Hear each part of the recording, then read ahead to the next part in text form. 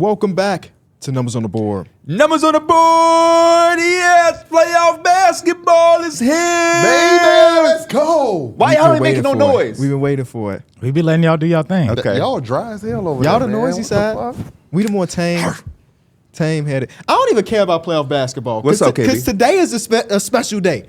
Big announcement if you don't follow us on Twitter, on Instagram. Bigger than playoff basketball. I personally would agree. But would we be here without playoff basketball? No, probably not. So shout out to the hoop heads out there. But starting Tuesday, this little show, Numbers on the Board, these four dudes, these childhood friends have been doing this show for 7.5 seasons, almost finishing up year number 7, will be on ESPN2, 2 o'clock Eastern time every Tuesday. Sound like music to my ears. Write that in y'all notes. Get that down. Tuesday is our day. Y'all get the regular pod. Y'all get the ESPN2. So Tuesday belongs to us. Yes. Facts. It ain't Taco Tuesday no more. It's Numbers on the Board Tuesday. I'm still and you eating can my get you some tacos. I'm tacos. still get my time. You can get you some tacos. I mean, I kind of figured that. But Tuesday belongs to us. So we put out the announcement tweet, and there was a few questions that I just want to clear up. The Tuesday episode that y'all are accustomed to, that's not going anywhere. It's an extra show, basically. We're doing one for ESPN2, and we're going to do another for y'all if you, for whatever reason, don't want to tune in to us on TV. I mean, you're kind of crazy, but we still will have an extra episode, and it's not the same content. We will be doing basically 3 shows a week now. Yep. Boom. Which is perfect. I'll be honest with you, this was like the idea of this was one of the main reasons why I felt great to go with the Omaha family, with the connections to ESPN, and we only been here for 4 months now. And shit is already moving. It's already moving. We not used to this. Yeah, We're it's not crazy. used to this type of time. It's crazy. Also, our Numbers on the Board promotional piece was in Times Square. Yes. Yeah. The biggest billboard You know how imaginable. many people dream of being posted in Times Square? I'm going to New York Tuesday. I was going to say we should. I'm gonna see if I'm gonna see if I can get it done. Yeah. See if I could get a picture in front of it like this. Me, Zach Lowe, and Mina Kimes, chilling. But we appreciate all the support. Obviously, none of this is even possible if y'all weren't watching. We could do a podcast 10 times a week, honestly, but if nobody's listening to it, who really cares? Mm-hmm. So we couldn't do this without y'all. So thank you so much. I got one request. This Tuesday that's coming up, where we Sunday, we 2.5 days away. I want to see chaos on my. I want people to unfollow me because y'all are taking pictures and screenshotting as much as y'all can when that first episode air, and y'all just taking pictures of y'all TV or whatever y'all watching ESPN2 on. I want y'all to post, tag us on Instagram, on Twitter, on Reddit. I want you to YouTube it. I want you to email it to somebody. I want it to go so crazy that I repost every single one, and I got haters like, he's posting too much. Let me unfollow. I want to lose some followers that Tuesday because that's how hard we repost. I definitely want a 38 slide Instagram story.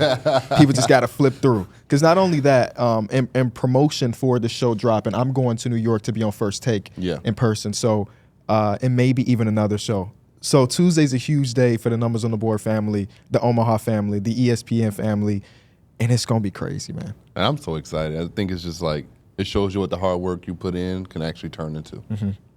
Yeah. This is our, we've been doing it for 7 years, right?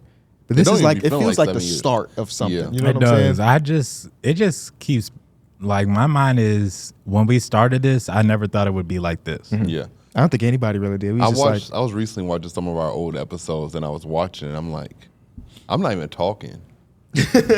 Like, I'm just sitting there, just shaking. I remember they had the counter for you on mic on some episodes. They had the yawn counter. It's the yawn counter, because I used to be tired as hell.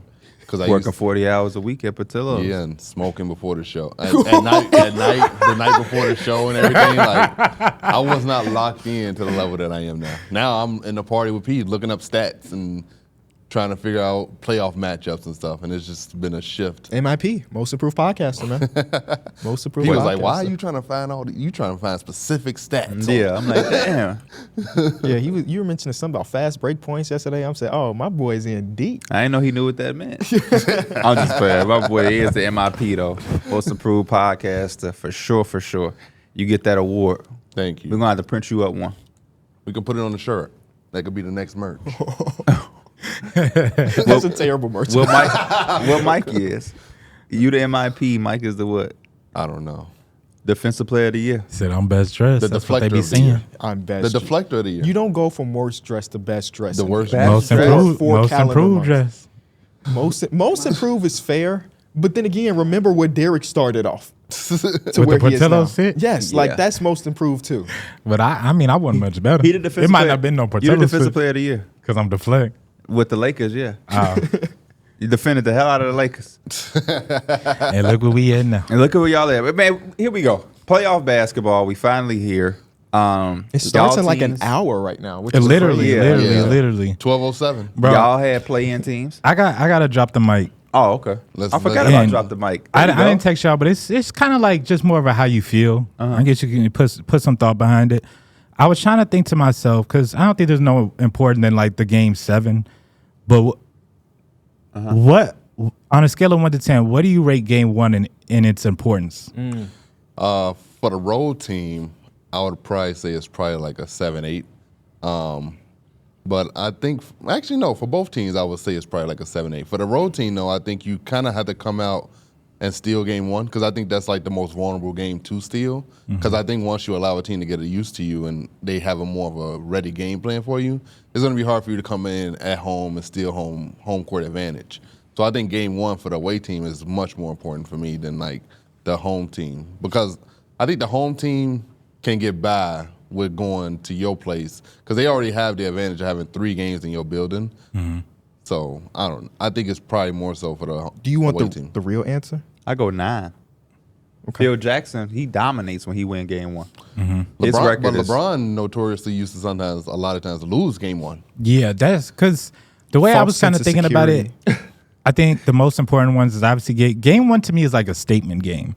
It's right, especially if you're the underdog. It comes out and shows like, we can compete with y'all or we can take a game, especially if it's on the road. But it's also always that like theoretical game 4 where it's just like you're down 2-1. You cannot go down 3-1 because you just know you're probably not winning that series. Oh, let's rank the 7 games of importance. Obviously, game 7 would be the most important, Right. Yeah, because game if you 7 would be lose number that, 1. you go home. for sure. After that, Is it game 4? Game 4. I kind of like game 5 more than game 4. I'm a game 1 guy. Yeah, just to me, because- it's always a statement. 7, and I'm the opposite of Darrick. You said it's more important for the road team. Yeah, to I go think out it's and more catch- important for the home team. If you To lose, maintain home you court. want to maintain your home court advantage. If you lose game 1, you no longer have the advantage of the series that you once had. That's why I think it's more important for the away team to come out and punch first and like And take steal that that. steal home court advantage and force them not to come to your building. Yeah. and bring Here is the stats, though. 77.9% of teams that win game 1 win the series. It's pretty damn high. So round up 78% of the time. That's actually kind of crazy. Game 1 is 78%. game 1 is important, man. I put it right behind game 7. Yeah. I put it right behind game 7. You always want to start, make them play catch up. Yeah. Because when I was thinking about it, I was leaning towards more towards game 4 where it's in the middle where it could be a deciding factor. Because we just seen teams like, I think 0-1 is not the worst case scenario. We've seen teams come back. LeBron could be the one that's kind of like he separates from just a lot of other people. Like a lot of times he's probably losing game 1 because it's whatever. He could bounce back, but a lot of people are not LeBron. I think it's super important to win that game 1 just for that statement. Obviously, if you're the underdog, you get that, you steal that 1. And I just think that like confidence is everything, especially when you're an underdog. Like, I think there's already, not that we're already defeated factor, but it's just like, man, we're coming in and we're not expected to beat this team. But once you show that you can, I think that just changes a lot of factors going into a series. Article in 2010, I don't know if it's changed, but Phil Jackson is 44-0 when his team wins game 1. Damn. So what happens when you have Jordan and then Kobe Kobe Bryant. next? It's like, okay. But actually, the more you talk about game 4, I'm agreeing with you that game 4 is more important than game 5. Because one of those teams is going in down 2-1. And yeah, you don't want, being down 3-1 is a death sentence in most cases. So game 4 is probably more important than game 5. So let's go game 7 is the most important, then game 1, game 4, game 5, then like 2, because you don't want to go down 0-2. Yeah. And then game 3. Yeah, I think even if you go down 0-2, you can go back home and protect home court advantage. Yes, we saw And then- in the finals, Clippers. I was thinking about didn't the Bucks go down 0-2 to the Suns Yes, and then they did. won 4 straight? Yeah. But then on the flip side, the Clippers lost their 2 home games in LA, and they had to go to Dallas. No. You had the way you had said it was the flip. You had said it like The Clippers. the Clippers. They had won the first 2 and then went out to Dallas. No, they lost the first 2 and then won. Yeah. Right? I thought you was yeah. Oh, no, I was just saying the Clippers did it. Okay, yeah. They lost 2 games. And I then thought they you were went saying to that the Clippers had won. My bad. Oh, no. I mean, they did win, but they lost the first 2 games. Yes, they did. Right? They Yeah, lost yeah. the first 2 games at home. Yes, Went to and- Dallas. And then Did they yeah. win 4 straight? Right?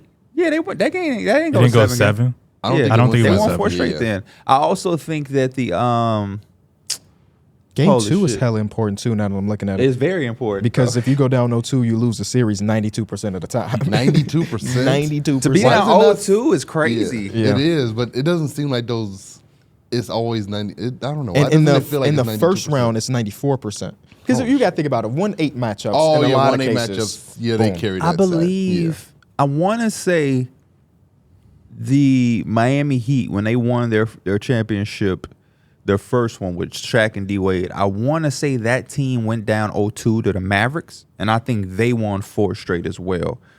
That's what happens when you got the best whistle of all time. Yeah, when they was getting all those fouls, it was that series. That's when Josh Howard called that timeout. That's yeah. I believe that's that series. But yeah, I game 1. Like you said, obviously game 7 is the game. Yeah. But I think game 1, I think we did a good job ranking it. But the crazy thing is, as much as we just ranked it, somebody in the comments could have a totally different list, and I don't think I can argue it. Every game yeah. essentially is important. Is It just it- depends on your perspective. I wouldn't be mad if somebody said game 1 is more important because it's guaranteed. Game 7 isn't guaranteed. No, and I this see what you hypothetical mean. thing, we're saying game 7 is. I see what he means. Because though. that's just a winner go home game for game Yeah, 7. So I feel like that's got to unanimously be you go. the top one. Yeah. I struggle with regularly. I can't Yeah. really. Regularly? Like, I'm surprised I even just got it out there. Some words that have like 4 or more syllables hurt me. Regularly. That's really Yeah, 4 that's a tough word syllables. to get out, man. Yeah. But we got to be on top of things. We can't be fumbling when we on ESPN too. Hey, True. no, that's our appeal. Just normal guy. Yes, that's our appeal. Is that we Yeah. don't have everything together at 24/7. For the people at home, we did a rehearsal last week just to make sure everything was looking and sounded good. And That's Darrick why y'all started. saw me in those Crocs with no socks. Yes, the Wembanyama video that y'all saw a couple days ago was from that session. And I just remember Darrick starting this segment like, oh fuck, it just went right back into it. I'm like, man, when you on TV, you can't really do that. He You also gotta was fly. like, let me do that over. Let me do that over. That's like, a good, that's what a is good he- drop the mic though, I'm Mike. like, what does he think this is? Thank you. But yeah, I guess it's really just your perspective. If somebody, the only thing that I think is undisputed is games. That if you're ranking every game of a series with all 7 games included, if you have game 7 not at 1, then I think that's kind of crazy. But everything else, if somebody was like, man, I think game 2 is more important than game 1, I could disagree. Yeah. But I can't really be like you're wrong. I can Because see it because if there's you more down, stakes. if you down 0-1, you do not want to go down 0-2, sure. and it's like 1-1, we back in it Yeah. already. You know. Yeah. So Let's get into the playoffs, man, because it's starting today. A which full is day of crazy. hoops. It's man. starting in hours. Yes, from 12 o'clock our time all the way through the night, which should be a great The time. Lakers Nuggets. I can't wait to sit on that couch. I'm gonna sit. I'm be in the Discord too, but this is why I got that couch. So I can put that recline.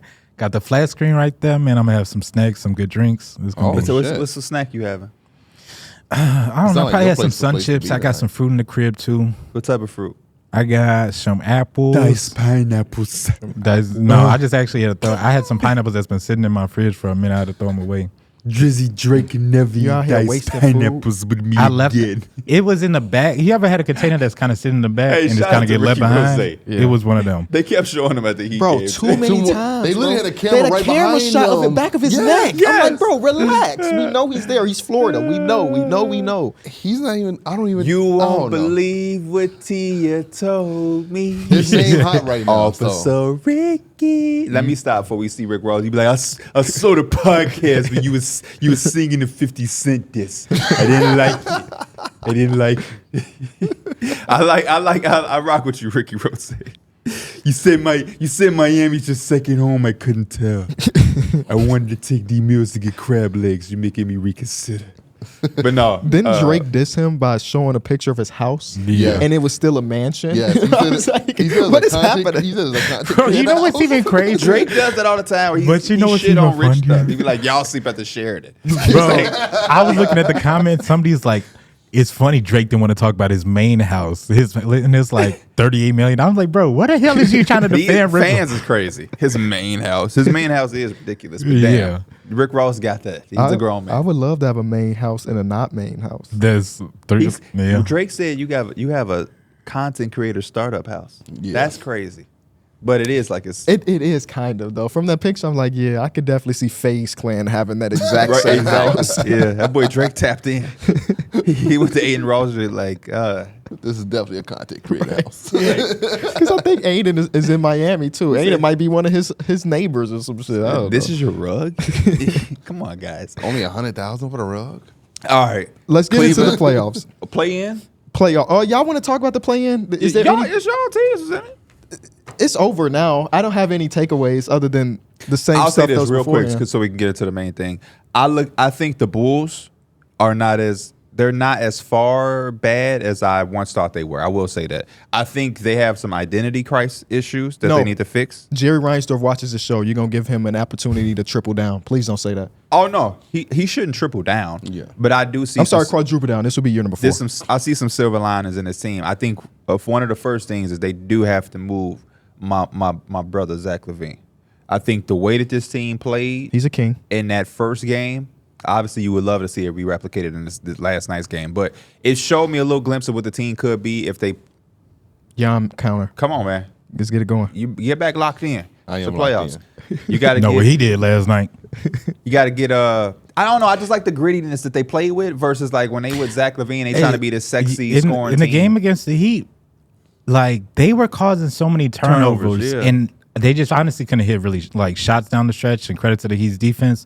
But that's one of their main things is I love the defense that Ayo, Kobe, and Caruso. They all even when Javon gets in there, for the 2 minutes. they just get into, man. They get into and they force a lot of turnovers, and that could be the difference in a game or eventually a series if that's like how you can capitalize all The the time. ball flows too. They had It so many does. possessions where they wrapped that around, and Ayo couldn't that finish was it another off. thing. One of them he did. I was happy. Like there you go. But the ball flowed. It's a make or miss league. That Yeah. last night they just I missed thought shots. compared to when the Heat had played the Sixers and the Heat were forcing turnover, you could tell. I think we were all in the Discord and it was like, and Demio said like the Heat is exposing all Philly's bad passers. The Heat the Bulls have a lot of guys that will whip that ball around and will move. Yeah. Caruso for a defender is very pretty like underrated passer. Kobe White too. Ayo can pass. Like these are all like combo guards that are kind of running. So I like the looks that they can give. But I think they do got to move on for some people on the roster. Just buy into let Caruso be the heart and soul of the team and buy into that toughness, that greediness, and I think they will be. I'm not gonna sit up here and act like they finna compete for a championship, but I think they have a much better season if they understand that that's our identity, that's what we do. All of this sexy, cute, that's not the Bulls. That's not with these guys. Javonte Green gave them some energy that a lot of guys. I don't want to say no names. That a lot of those guys that usually play in those minutes, it's just too soft and too cute. And I think they got to drive home this greediness. They got to have Chicago in there when they play versus this Hollywood. I see somebody wearing a Zach this LaVine ain't the jersey Lonzo yesterday. team. You saw what? Somebody wearing a Zach LaVine jersey. It was he had that Laurie marketing jersey with like it's like the 4 like Chicago Stars or whatever. It was that LaVine jersey. Hate that jersey. But anyway, your playing team, y'all won. We did, and honestly, it was so many times where I was like, bro, we about to blow this. Because Jose Alvarado, Trey Murphy, they came to play in Zion. I'm not going to say fortunate because we don't want everyone to see that, but like he went out the game. He was about to wheel them literally all the way back. You was about to say fortunately? No, I said I don't want to say fortunately because we don't want to say that. Fortunately. At that point, he was about to take over the game. He was literally about, and I seen how frustrated he was when he had to walk back out because he kind of known.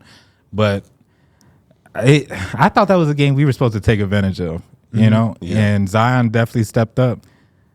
He heard all that chat about the Lakers are the best team guard. Yeah, I don't know. He took it personally. It's got me a little nervous for the playoffs because we already got the Nuggets, but Oh, you shouldn't be nervous, my brother. You're Wow. losing that series. Like that is happening. Nah, You went in the park.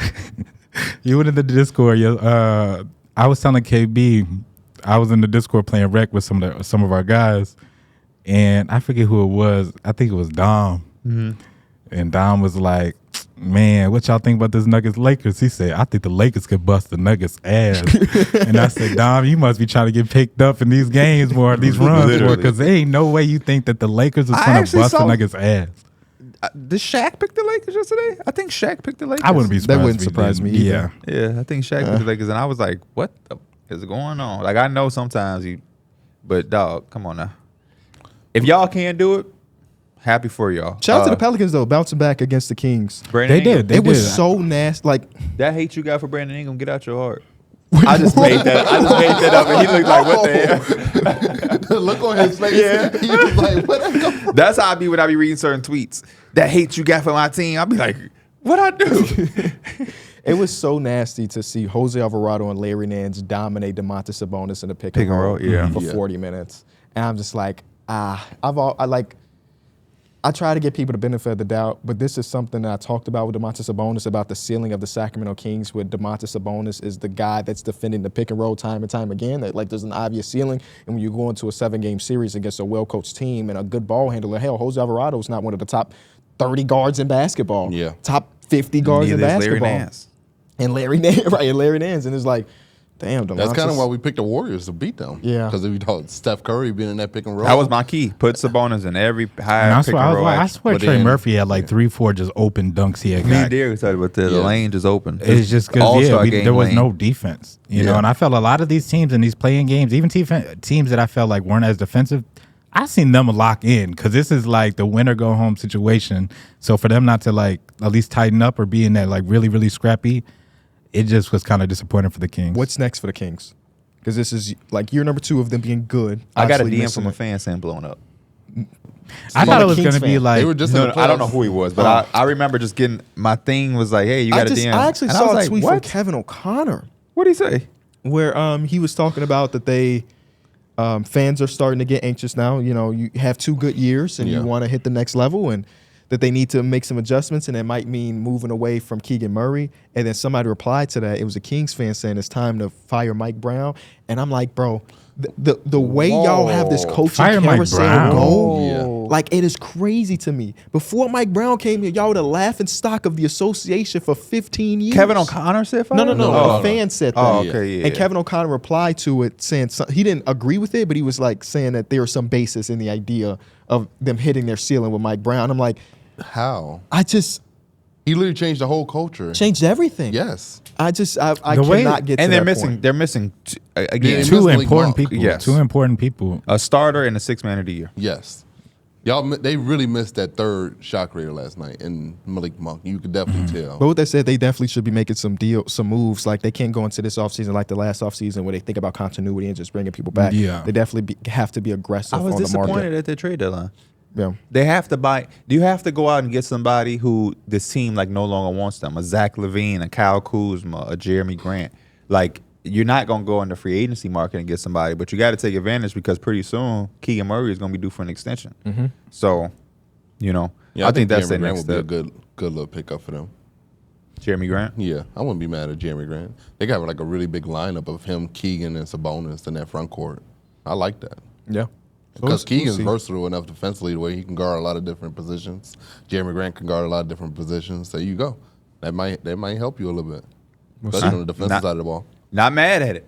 Cavs Magic. It's the first game we see today. Cavs Magic. We're giving all of our predictions and so on. So clip them. So when we're wrong, you can let us know.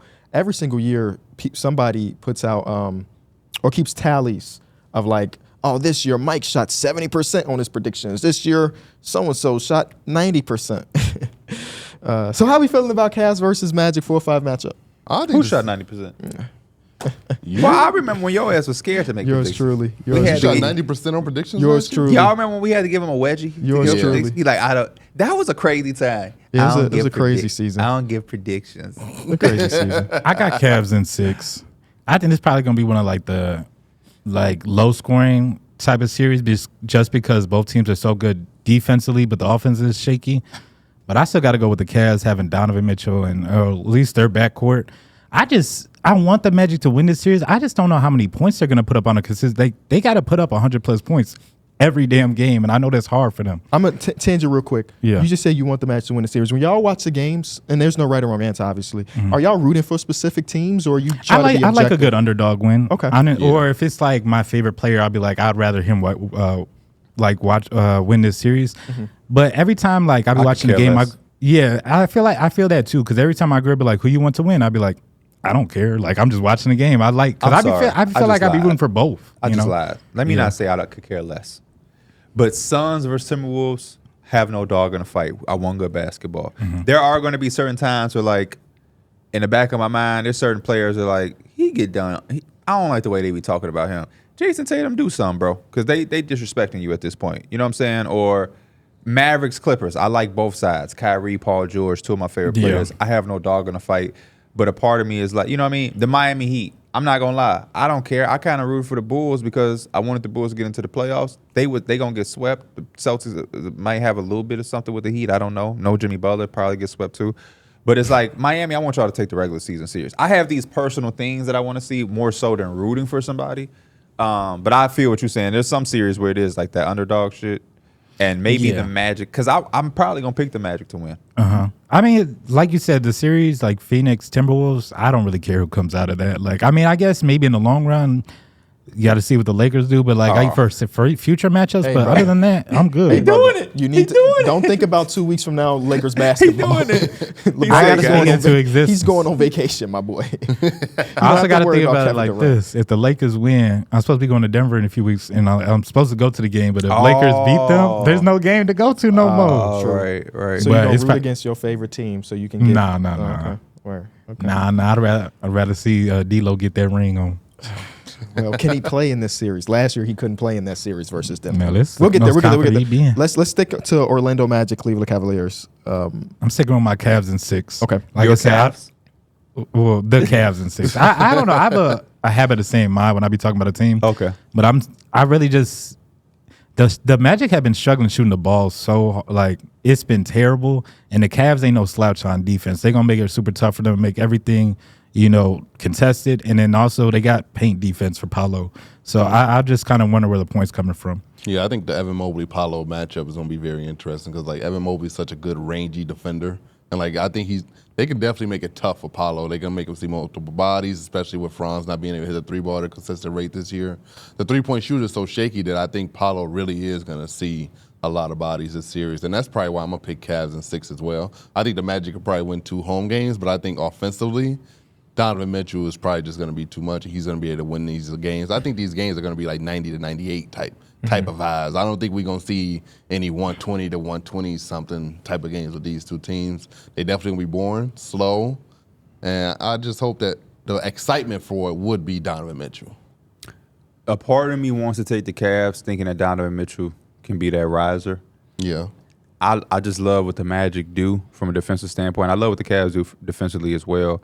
I don't know. Something is just telling me that the Magic gonna steal one of these 2 games on the road against the Cavs, and they're gonna be able to figure something out with the offense. I think Paolo Banchero is the truth, and I think they have enough to potentially not slow down, but be able to waver the offense that the Cavs do have with Jonathan Isaac, Jalen Suggs, the team defense collectively, the size. Franz Wagner should be completely over his injury, right? Yeah, should be no lingering. Should be. I think one thing that they can capitalize up. on, they are one of the best teams in the league at forcing turnovers. But they can get out in transition and push the break a little bit and get some easy buckets and not let that Cavs defense like set up. I think that could be something that they could really capitalize on. But that's like the one thing that I could see them hanging their head on. They can force some turnovers and get out on the break. Give me the Orlando Magic in 7 games. I like that. I'm waiting to see who's starting at the 5 because at the end of the season they started to have John Isaac start, and that is very interesting to me because Jonathan Isaac can guard anybody on the court. You can ask him like Donovan Mitchell, that's your assignment. Now, the front court of the Cavs is huge. So I don't know if you want to do that because that would just mean because I mean Paolo and Franz are both bigger players, but we talk about Mobley and Jared Allen. And this is just like my thinking of it, but like if Jonathan Isaac was taking out assignment and Paolo had to guard the center, depending on who it was, I probably wouldn't care. Yeah, especially if it's like Jared Allen. I know he's a good center, but I trust Paolo to be able to hold his own. I'm anticipating. I'm anticipating Wendell Carter. Mm-hmm. They're probably going to play a big just to match with the big. I'm not so like next to my notes. I literally said like would not be surprised if Magic took this series, and part of that is just because I think we are like the Cavs, but they haven't been good. They have not been good. They haven't been good, and I mean they're still ahead of the Magic. I think that's kind of like the epitome of this is like the Cavs have been pretty good. Like they had stretches. But this is probably one of like the bad times for the Cavs, and they're still doing better than the Magic, which is like this is the Magic best season, so it's kind of funny. But I don't like we still have to see Donovan Magic Mitchell are extremely young too. Yeah, we have to see the backcourt be what we think it was going to be still for them to be successful. You know, they haven't really shot the ball well, and they haven't really had like those crazy games together, which you would think that they could do. Yeah, Darius Garland's had a very shaky season. It's been up and down. He is probably one of his. I wouldn't say worse, but it's definitely a disappointing season when you look at the 2 previous seasons that he has had. I agree, yeah.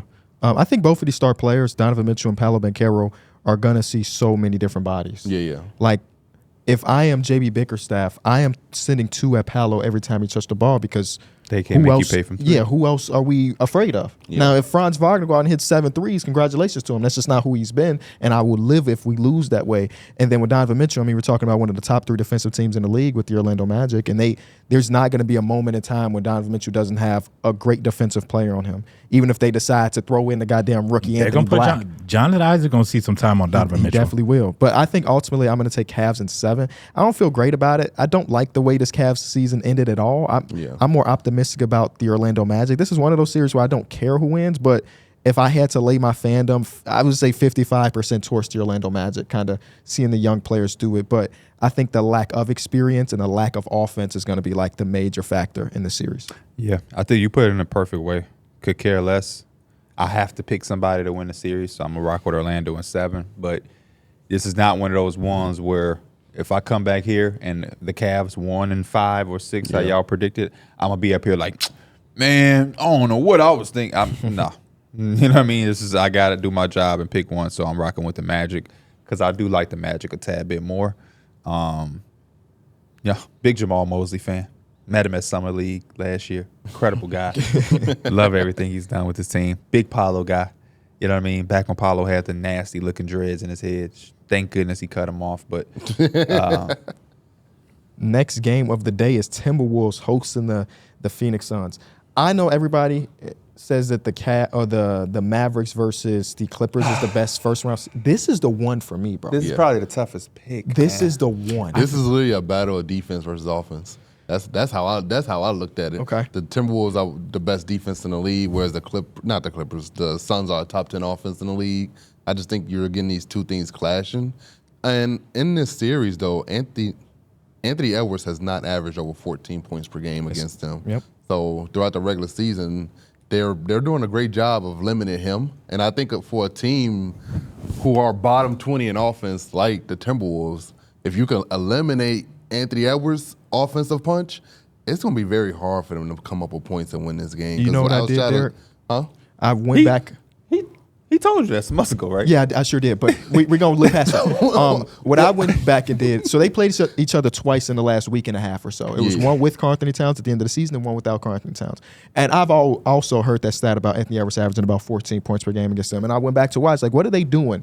Why is Anthony Edwards struggling against this team? I think that's his lowest points per game against any Western Conference team. So any team he saw more than 2 times this year. And you don't even look at the Phoenix Suns being that team that just lock in. And they're not doing anything super particular. That's why I feel like that stat is kind of like, That's like the Wizards stat when he's like, I can't beat the Wizards. Right. Like, you could beat them, bro. He's a tough shot taker and tough shot maker in some of these games. He just did not make the shots.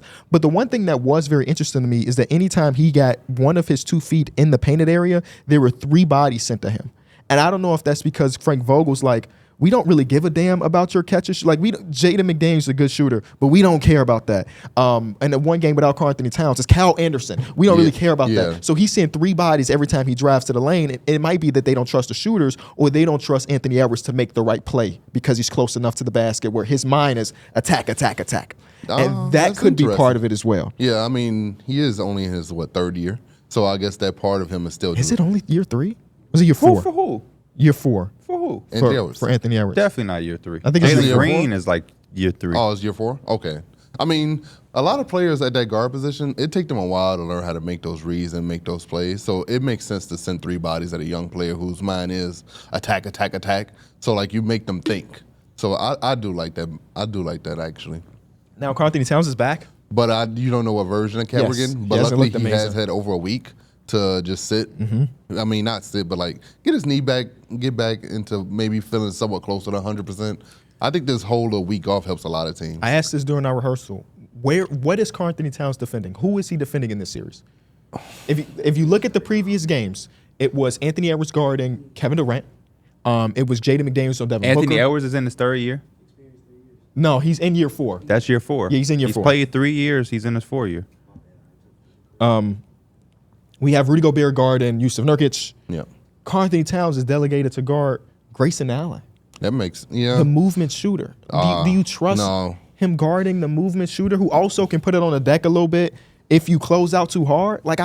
This is the one team that the double big lineup is going to be a struggle for. Does Chris Finch have the cojones to do what he got to do to win? Yeah. But what's the alternative? So let's say Rudy Gobert, you sitting on the bench. No, we're not doing that. He's the defensive player of the year. Okay. Karl Anthony Towns, you sitting on the bench. Who's coming in? Kyle Anderson. Kyle Anderson. He ain't hit a 3 in a year. But so you have to really pick your poison then. There's not going to be. I think the same question is posed for the Suns. The Suns is, and I'm probably going to take the Suns. I will say when taking the Suns, this team. This team has like a personality disorder. I don't know who I'm getting on what night. Some nights you get this team, it's like, oh man, here they go. Yeah. Then another night you go, what the hell am I watching?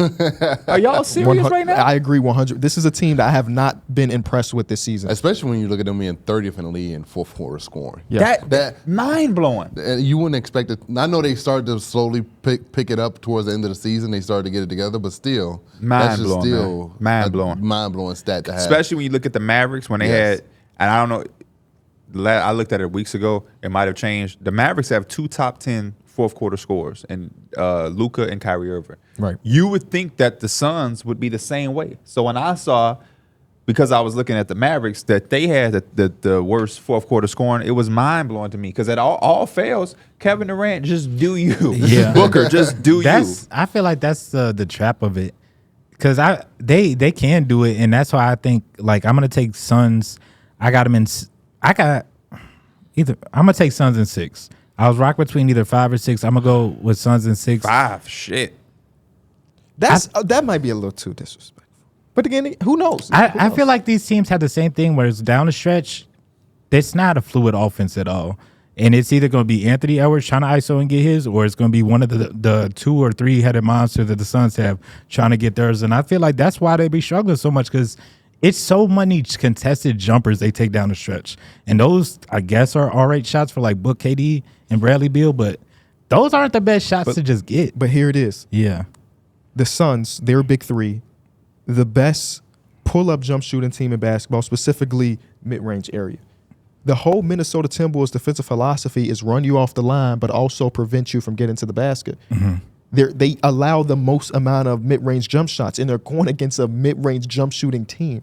That's who Devin Booker is. That's who Bradley Beal is. That's Kevin Durant's a maybe top 10 player of all time. I think they were showing like shot charts, whatever. Kevin Durant, if it was the 2K turn, his hot zone is that free throw line. Yes. Right at that, above the top of the key kind of thing, he don't miss from there. I said this in my video. He literally don't miss. This is a huge series for Rudy Gobert. I think it's a huge series for that whole front court. Because when you're talking about being undersized, they can come in, and if they can dominate the offensive boards and create extra possessions, it can help that offense that sometimes struggles and lacks chemistry and fluidity. Sometimes you just got to get it dirty. You got to go in there, get the offensive rebounds, kick it out to a 3. The best shot in offense a lot of times is the kick out three off an offensive rebound because everybody's crashing, so it's an open look. So if that's some way that they can go in there and dominate and force them to maybe have to play big or something, you got to make them have to adjust to you too. Like I said, just like on both sides. I rewatched the last 2 games of these 2 teams playing against each other. And Chris Finch and the Minnesota Timberwolves have been very fluid with the way they guard pick and roll. Sometimes they'll bring Rudy at the point of attack. Sometimes he's in the drop. And anytime he dropped, it was a pull-up jump shot for Devin Booker. He made some, he missed some, but that is an excellent shot if you're Devin Booker. Yeah. And the times that they brought Rudy Gobert completely up, it's Devin Booker blowing past him. It's Bradley Beal blowing past him. It was one on the baseline where Bradley Beal had Rudy Gobert do a full fucking 360 and he hit the shot. And Bradley Beal look at the Timberwolves bench and say, "Where's he going?" Like that is the stuff we might be seeing. But even with that said, I have not been impressed with the Suns collectively this season. Where, like Pierre says, some days they are the greatest team of all time, and some days they're down 31-4. So what are we gonna get? Yeah. I ultimately went Suns in 7. But I don't feel good about it at all. Is there a pick we gonna have that we do feel good about? Yes. That's not one. That Celtics team. Bro, Boston, they might get out of there in 3. Shit, the way they play. Wait, are we all picking Suns? I'm picking Suns too. I'm flipping it. We can't have a whole panel. This is I'm going Timberwolves in 7. Mm-hmm. I just think that when you have Kevin Durant on your team, I think Devin Booker is next to him, you can't. It's too much to ask these dudes to stop him. Rudy is Rudy. He does an incredible job defensively. I just think it don't matter who you have when it comes to Kevin Durant and Devin Booker, to be honest with you. I'm not worried about Jaden McDaniels. I was thinking the same. Kevin Durant, especially when it comes playoff time, different monster. Sometimes the series is who has the best player, and you can argue the Suns have the 2 best players in the series. They do. And I think that you said it's a big series for Rudy. I think this is a big series for not only Kevin Durant, but the future of the Suns team. Mm-hmm. Kevin Durant moves at the beat of his own drum, like it or hate it. This shit hasn't been pretty. This hasn't worked out, and based off everything he's done, if this shit don't go nowhere, I don't think that Kevin Durant has a problem saying I want out. Why would he now? He done did the worst thing he's did. He got over. We went to the Warriors. I don't think nothing he can do unless he went to the Celtics. But nothing he can do is going to create that much. I don't know if y'all remember the Jalen Brown. Kevin Durant trade that happened years back. Yes. But fire it back up, baby. Kevin Durant, he literally is like, hey, if I ain't rocking with it, I'm gone. And this is my career. Literally, 2K. This is my career. I don't care what anybody on Twitter thinks about it. I'm going to do whatever I want to do. And in this situation, wouldn't necessarily be mad at him if this didn't go the way that they needed to go, because that Bradley Beal situation, I just don't know how they pivot to change it. Yeah. And that's not me trying to panic, because we talk about fans doing it all the time. This is just me looking from a distance and saying, when I look at ways for the Suns to get better, they're very limited. So if you get a first-round exit here after the year you just had, the only other option is to bring this same team back and say, hey, maybe Bradley Beal will have a healthier season and understand his role a little bit more better and be that defensive, guy that he has shown flashes of and fit in, and we can go. Or it's trade Kevin or trade Devin. There's no other way. Yeah. Nobody's going to want Bradley Beal's 3 years, $150 million left. It's trade Kevin or trade Devin. But on the other side, if Minnesota flakes out in the first round, do y'all think Glenn Taylor / Alex Rodriguez / whoever the hell owned the team at the time, are they going to be willing to pay that much in luxury tax for a team that that lost in the first round again? Well, based off the tidbits and nuggets, I'm sorry, Darrick. Based off the nuggets, real quick, that we've seen, even if they had success, Karl-Anthony Towns would get traded, right? that's what they were saying. But Glenn Taylor was like, "Oh, I'm gonna pay the luxury tax," and throughout his history of owning the team for 20+ years, he's done it 4 times. So we'll see. I mean, after the first year of success, I think maybe they will do it. They might try to run it back, maybe have some small tweaks, but I think the core of the team will still be there. Yeah, it's unfortunate. What you mean the core of the team? Like Cat, Anthony Edwards, Rudy Gobert. That's what we talking about. I think they all. That's the luxury tax right there. Jaden McDaniels a part of that? Jaden McDaniels. Nas Reed is also extended as well. That's a lot of money. That's a lot of money. First round exit. The first 3 was already a lot of money. Adding other guys was extra now. And where do they go from here? They was in competition for the number 1 seed. They did everything right this year. So you come off the year that they had here with a first round exit to a Suns team that we don't even feel that confident in. Nobody here likes watching the Suns, which is crazy because they have Devin Booker and Kevin Durant. I don't think I like watching them. Okay. Yeah, I was think gonna say the individuals be a little that much of different. an upset. I think it's just they went against a very No. good Suns I'm team. not saying it's an upset, but when you have a season where you competed all year long for the number 1 seed, do you think that there's a way that they can improve on that? You think the Timberwolves have a 60-win season on them? This is like the best version of this that we can get. This is the best version. So if the best version is a first round exit against a Suns team, But I think you also have to look at the fact that Anthony Edwards is also going to get better. There's another level to probably what Anthony Edwards can give you. So maybe next year you go into the season with the same roster. He's now playing at another level. He's probably already going to be all NBA. Yeah. But he's playing at another level where you're like, oh shit, now it's their season. Maybe that's their next step. Maybe Jaden McDaniels taking an offensive leap. I know he didn't do it this year, but maybe that is the missing piece. Hey, There's some stuff on their roster that when it comes to developing, if it just gets better. I just think I think it's a cop out because there's so many other teams that can have that same theory. We just talked about the Kings. You could just say the same shit. What if Keegan Murray continues to get better? I think that probably is their next thing. Keegan Murray. I think the Sacramento Kings are going to make some. They have no choice but to make some moves. Yeah. Their best season last year was a 7-game loss to the Warriors. They bounced back, made to the play-in. They won the first game, which was against who? The no, they lost. They lost the first game To no, they beat the Warriors. They beat the Warriors. They beat the Warriors, and then they lost to a Pelicans team without Zion Williamson. Yeah. Changes have to come. The amount of investment they did to the Timberwolves to get Rudy in the first place, and what if they got from him? I'm just thinking from the way the front office and the up top think. Not what we think. A year of success after a down year when they first traded from Rudy. They got a year of success, but if they get a first round exit, I don't think they look at that as a year of success. After being in competition for the first season, I'm just asking you. There's no right or wrong answer. I still think it is a year of success just because you were competing for the number 1 seed, and you just so happened to go against Devin Booker and KD, who just had it going, and you didn't have enough offense. So if you're running a team, and again, there's no right or wrong answer. This is just for Darrick. Don't worry about what he would think or what he would say or any reaction from the comments. This is just for you. And I am a basketball god. And you ever seen The Matrix? Yes. Morpheus. I got a red pill and I got a blue pill. You running a team, you're the GM or the owner. Mm-hmm. And I say, hey, you can have 50 wins to compete for the number 1 seed, but a first round exit, or you can have this red pill where you have 5th or 6th seed, but you go to the second round of the playoffs. Which fate are you taking to have? Like, which one are you saying is more successful to me? Is to you 50 wins, compete for the number 1 seed, first round exit, 6th seed, struggled a little bit, but you at least make it to the second round. Making it to the second round. What is there option 3? I think to win championship. Yeah, can we compete for the conference finals? But I mean, if you go to the second round, you got the chance to do that. Yeah, I guess. I'm just putting in. Is it if so? If but it's then you go against Denver. If it's the 50 wins.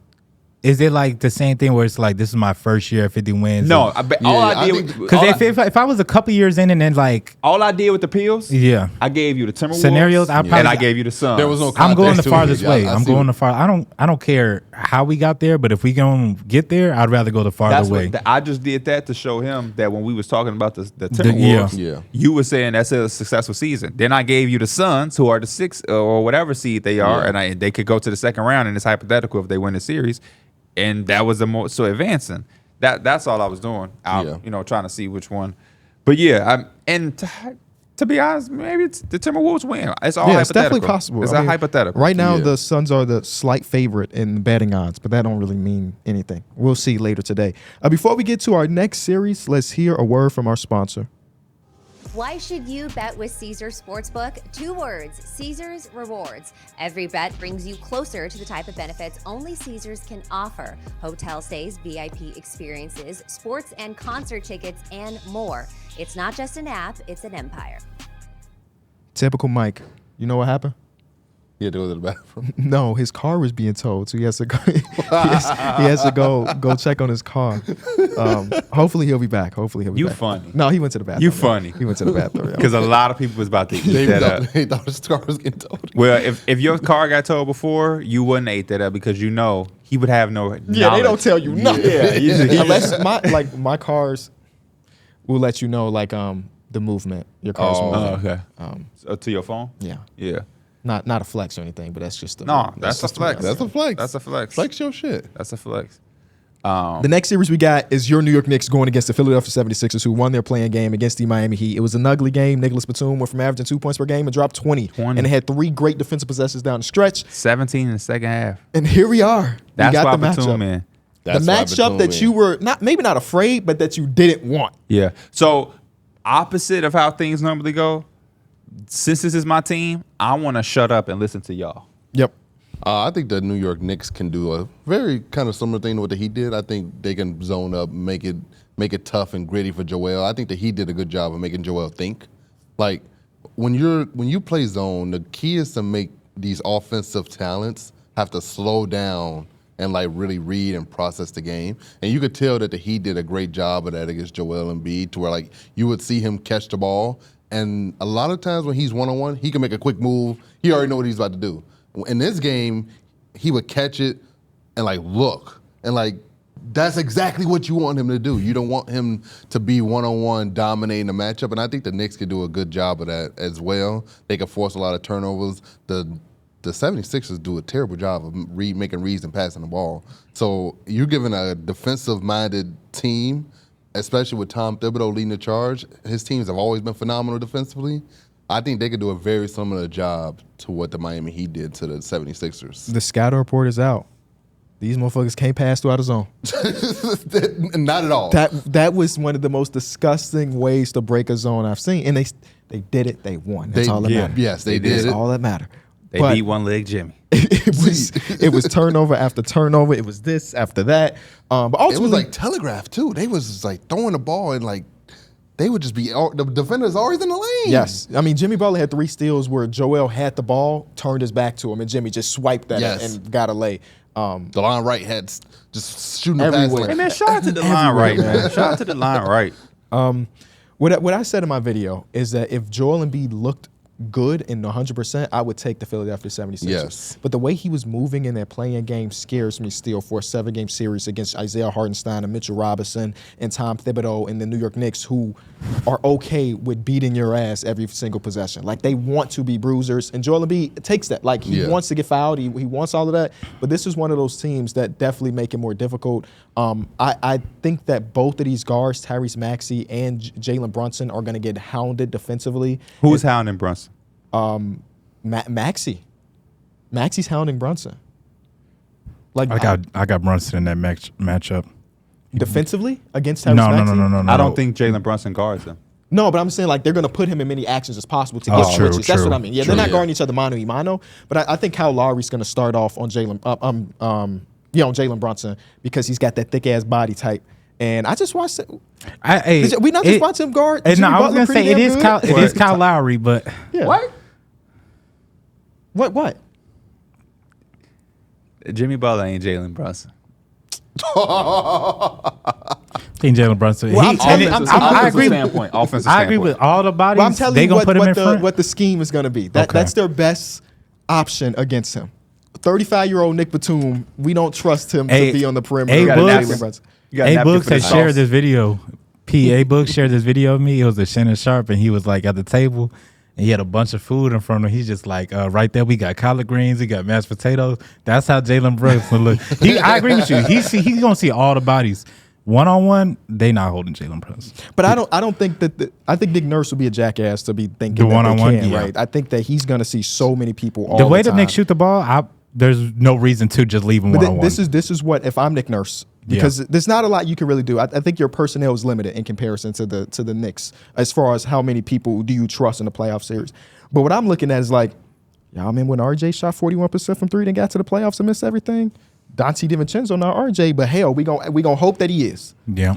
I think one thing that can hurt them is, sending bodies at Jalen Brunson. It makes it hard for you to box out. Josh Hart, he's shown you that he can really get in there and get a bunch of offensive rebounds. And OG Anunoby. So when you send in multiple double team and Jalen Brunson, just know you're giving up something else as well. That's the backside of double teaming. Mm-hmm. Hey, you know how I feel, Mike? How? I feel like Knicks in 5. Oh, Damn. I was going to go Knicks in 6. I have Knicks in 7. I have Knicks in 7 coming out with this series. I had Knicks in 7 when I was before that playing game. I agree with KB said. The way Joel Embiid looked, the way he moved around, that gave me some confidence that we can do what we need to do. We also have 18 fouls between Mitchell Robinson, Isaiah Hartenstein, and Precious Achiuwa. I know Precious Achiuwa can't hold that, man, but he can go in there and knock him upside the head 3 or 4 times. You know what's funny? And I kind of in my head too. I was saying, he's a foul eater. Just eat up the fouls. Just like go ahead. Joel Embiid is coming in this. Everybody's banged up, but Joel Embiid, we know he's coming in with like a messed up knee and everything like that. Tom Thibodeau's an old school coach, and what's the old school coach gonna do? He's not gonna hurt him, but he gonna make. He's gonna be. So he gonna tell Hartenstein. Tom Thibodeau's better at hurting his own goddamn He players. gonna be like every. That's how I want you to post up.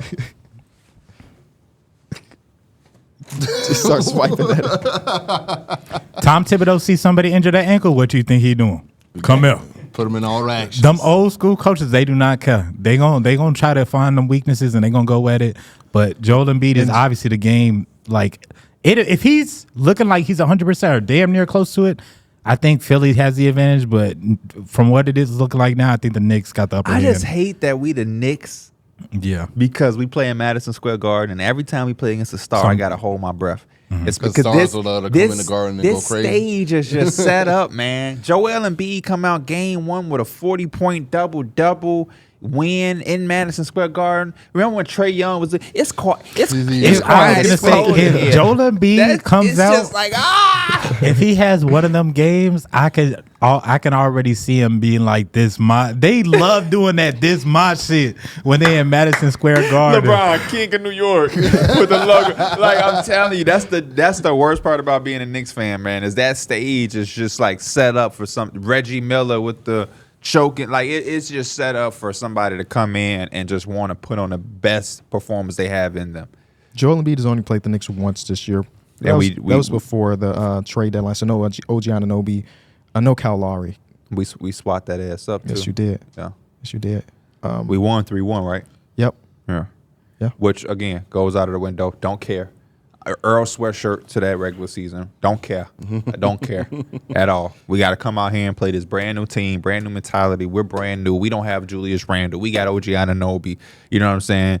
Kelly Oubre is a threat out there. Maxey can win you a game by itself, so don't sleep on him because you're so focused on Embiid. We just saw what Batum can do. But that Heat game gives you confidence. It gives you the blueprint, too. Gives you confidence. Throws on at them every now and then. Yeah, I mean, true. That's what that's just the Heat way. The Heat know how to guard. They know how to play that really well. Yes, they do. That ain't something that they just pulled out and was like, just zone them. They work that well. Yeah, they do it every year. Because the timing of making Joel Embiid turn by sending dude here and then Jimmy knowing when to come and get that steal, that ain't coincidence. I want to give a lot of praise to Kevin Love. Kevin Love in this game. Off that bench, yeah. Yes. Offensively, he was good, too, but I'm talking defensively. He did a great job. If I was a head coach, I am teaching my bigs to do what I'm showing them that footage. Deny. Kevin Love literally did his work early. He fought over Joel trying to post up, and he got in front of him, and he denied him the ball. That is all you have to do as a big is deny him from getting the ball. If he don't got the ball, not a threat. So when we start our AAU team, that's how you want to coach the bigs? You're a deny guy? Yes, I'm okay. Because if the ball goes it has to be like one of the greatest. Yeah, it has to be bigs. one But of I'm the saying, best. is it you like 3/4 or you like full blown in front deny? Maybe like 3/4, close to 4, maybe not 4, but Kevin Love is doing a 4 deny.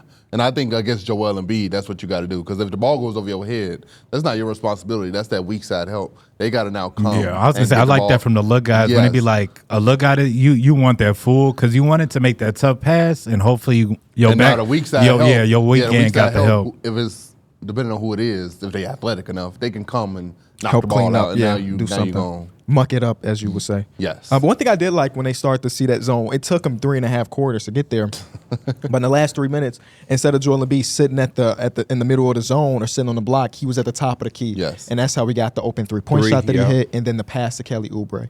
So hopefully for the N1. Yeah, for the N1. And hopefully they just learned. I'm so very curious to see what Nick Nurse tries to draw up in this one because I think that they're outmatched on paper, especially if Joel Embiid is not 100%. But Nick Nurse is a damn good coach, so we'll see exactly what happens. Who's a better coach? That's tough. When it comes to X's and O's, I like Nick Nurse better. I was Nick Nurse I got was that leaning shit. Nick Nurse too. Nick Yeah. Nurse is a bad man. I think defensive strategy, Thibodeau. Second to Tom Thibodeau's the reason. I need to stop shitting on Doc Rivers. Actually, assistant coach on the Celtics championship. yeah, he's team. the reason that defense was so good in Boston. He was the reason the Bulls defense was so damn good. Yep, it's like he's like the cat whisperer, dog whisperer. Tex Winter. I don't remember what the Timberwolves defense was on the Thibodeau. Tex Winter. What are the names? I don't remember if they were great or not. Like the Timberwolves. What did they have? Were they any- a really good defense? Did they have a good defensive They player had on Jimmy the entire Butler. roster? Wiggins, Yeah, Butler, Jimmy Butler. Oh yeah, I guess that's true. Wiggins, Butler, Jeff Teague, Cat? Taj Gibson. I'll look it up. I just Oh, yeah, gotta they figure did out. have Taj. They I had don't know Derrick what year that Rose. was. He literally was trying to build the Chicago Bulls. It was the Timberwolves. He's still doing it to this day. They were defensive rating 27th in the league. On the top. It didn't translate into Nah, But before top Jaden. 4 offense, baby. Top 4 offense. But yeah. But you. I wouldn't that put is- that on him. That's when we found out that No, yeah, he got to get some of that. He can't get all the glory. Karl and Anthony Towns probably shouldn't be your full-time starting 5 defensively. Yeah. for sure. And then they get Rudy Gobert, and look at him being the best defense in basketball. Yeah, they had Jeff Teague, who at this point in time was 29. Jamal some Crawford moments. played a lot in this season too. Young Tyus Jones, forgot about that. Forgot Yeah, he about started that. his career in I just did a Minnesota. video where I was I think he's from Minnesota. did a video where I asked my guy, he is from Minnesota, to give me random obscure NBA players. I think we're gonna turn it into a TikTok. I'm gonna ask y'all the exact questions he asked me. I want to see how many of y'all get right out of 25, because I breezed through it, but the comment section was like, he cheating. That's how easy I made that shit look. Well, the one video we did when we was up in there, when we had the guest to play it, we pulled when we came out and y'all got the same amount as us. I was like, oh yeah, we know some shit. That Lou Amundsen, like, Yes. Oh, yeah, yeah. we was in our bag. You pulled that one, right? Yes, I did. I pulled that one for us. You see who my partner was. We was in our bag because I was getting these and I was looking at Darrick like, no way they got these because I barely got this. I don't even know. Don't ask me how I know who this is. The one I got wrong, and this video might come out eventually. Who the hell knows? We filmed it like a month and a half ago.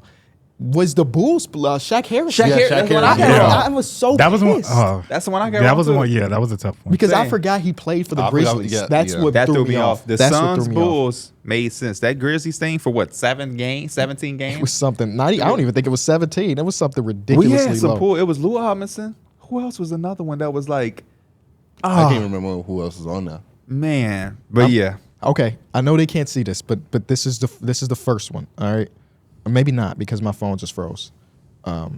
we pulled. People. Mike, who is that?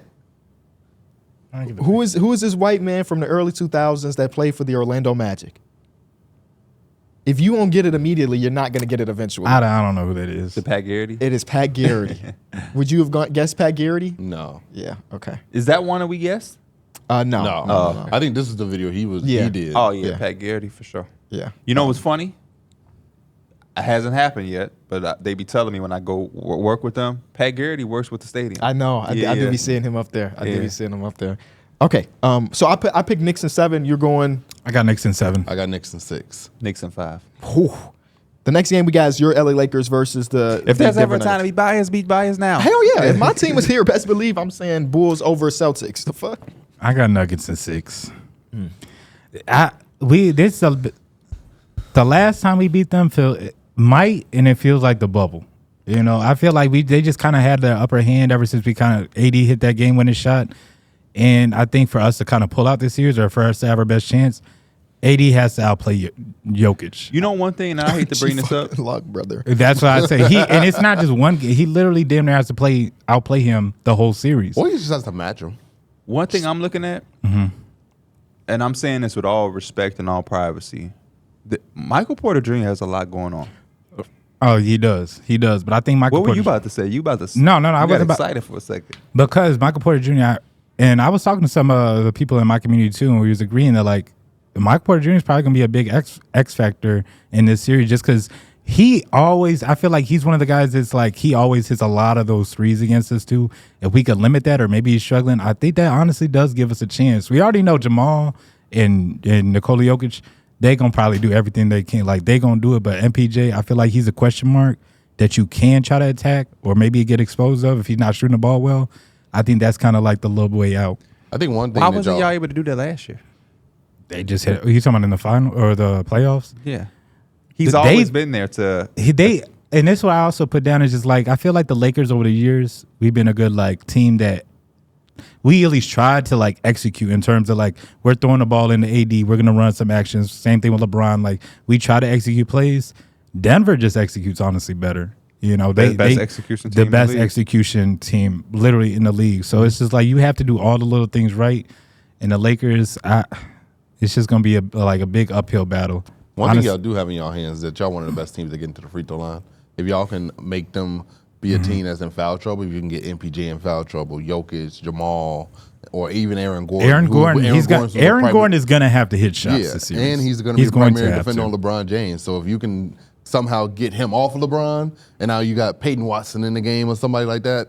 Is that the best? Open the game. I was thinking that too because, like I said, I was talking to people in my community, and we was talking about the matchup like Aaron Gordon on LeBron. Is Aaron Gordon probably the best answer for like a LeBron in terms of like he could just straight because body type wise, he's got the size, he's got like the physicality. Is he like the best one-on-one you would think for LeBron?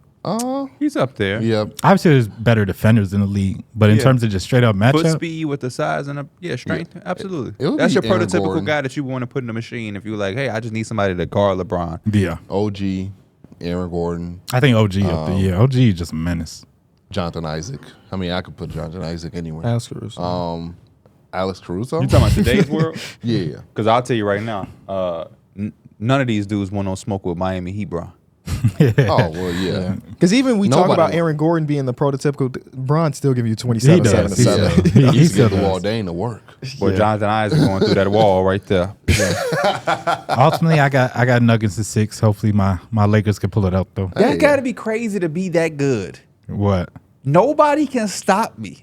We just named some people. Y'all saw the video of him shooting in the driveway? Yeah, with his with Bryce. And people was complaining talking about he said The ones from years ago? No, they were on recent. Instagram again yesterday or 2 days ago. Oh, no, I didn't see And this I'm just like, he's with his son, so there's no pressure. But Bryce is like shit talking him. Yes, like, you're he not going is. to make the next one. And he's just cash every time. Yes. There's a video cash. of him walking into Bryce's game. Oh, yeah. And Bryce is shooting. And you can see Brian, like it's a slow-mo, and Brian Mouth is like, that shit broke. That shit broke. I do love their dynamic. I think it's amazing. That's how it should be. The comments Brian on that Young. was crazy. Like, a billionaire shooting a ball. Bro, you that know was what's the flat, 'cause funniest that ball was story? flat as shit that he was shooting. He You know what's regular. the funniest story? When Jalen Brunson was at the 3-point competition, and he was like, he just kept missing. Or he was again, he's like, he just kept missing. He just kept missing. And his dad said something. And he's like, man, I heard somebody saying the craziest shit, like from the stands or whatever, like, you cannot shoot like your ass broke. And I looked over, he's like, it's my dad. And I just be thinking that's like the funniest I story. seen a video that I had sent to my dad. Jalen Brunson, it's a halftime. Like, you know, team's going to the thing. As he's walking, he's trying to argue with the ref. And Rick Brunson was like, as he walking past, he like, stop talking to the damn ref and make your shot. You know And who's you just dad's see also Jalen- like that? Jalen Brunson. just Kaylin walk. Clark's dad is like that. I know y'all saw that clip of her arguing with the refs. Yes. And her dad was like, in a tournament. get back on D, or shut up Yeah. and get back on Hey, defense. you know, when we was in high school and we used to be at our games, it used to be a parent that was always in the stands. Brian's dad. Oh, Brian's he dad. would never probably He had that yell. little ass hat He on. would never yell. He would never do all that shit. But he best believe he was gonna be there. at the top of the top of the bleachers. His hat low. He watching that game.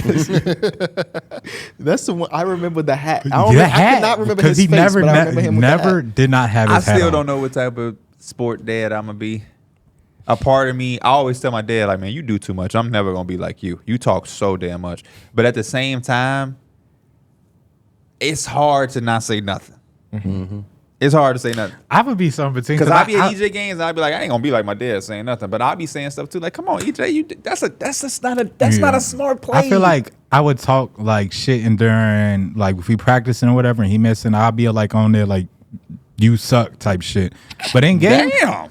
I mean I'm just I talking don't think shit. I'm ever in my life telling my son he sucks. I don't think that's ever gonna come out of my mouth. You're going to wake up you with his arms suck? around your neck. You're going to be You strangling suck. I told my shit Even all if the time. I'm replicating the free throw line, I'm gonna be again, like, boo, this is but all you talk suck. shit. I miss hella like I'll miss an open layup or I'll miss an open shot and I'll be like I suck.